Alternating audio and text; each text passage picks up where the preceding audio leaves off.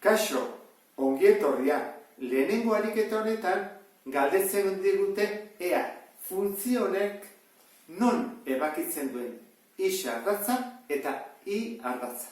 Eta hortarako gogoratu behar dugu zenbakia azken hau dela oso importantea. Eta esaten digula i ardatza non ebakitzen duen. Orduan, -4 denez, pasatu behar du derrigorrez ardatza hortatik. 1, 2, 3, 4, 5, hemendik pasa behar du. Hau behar bada isa, eta i, hortik pasa behar du derrigorrez. Zergatik -4 delako. Orduan, falta zeguna da, 1, 2, 3, 4, 1, 2, 3, 4, 1, 2, 3, 4, isa ardatza non ebakitzen duen. Hau jarriko dugu lehenengo, badakigu zen den, da isa 0, i -4. Horra falta zaigu bestea. Hortarako, jakiteko hemen nondik pasatzen den, hortik pasatzen den, hemendik edo hemendik, beraka edo goraka, hori badakizu, goraka dela, ezta? Bi delako positiboa, hori goruz doa.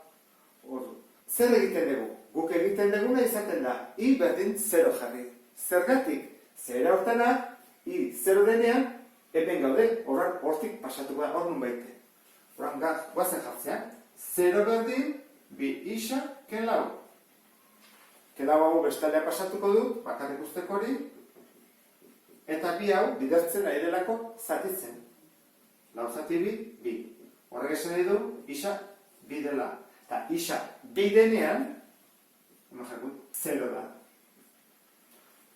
Orduan, 1, 2, 0. Altura 0, Bi puntu ditugunean, zuzen batekin elkartu, eta grafikoki marraztua geldituko da. Eta hori izango litzateke bere adierazpen grafikoa. Eta honekin bukatzen dugu lehenengo ariketa. Ariketa honetan ikusiko dugu lehenengo funtzioaren ekuazioa zein den.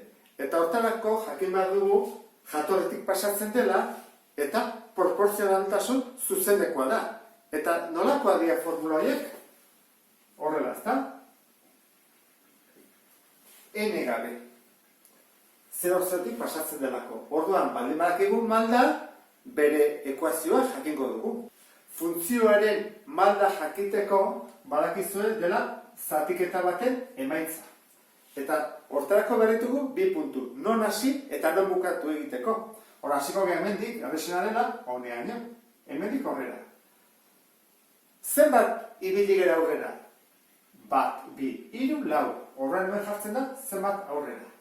Eta goian jartzen da, zenbat igo edo jetxi. Zeiten geha, igo ez da, 1, 2. Orduan, simplifikatuta, erdi bada malda. Nola izango litzateke ekuazio orduan? I berdin, emeren ordez erdi bat jarri, isa. Edo, nahi bada, i berdin, bat bider isa, eta bi bider bat, bi. Edo hau, edo hau. Hori da, funtzioaren ekuazioa.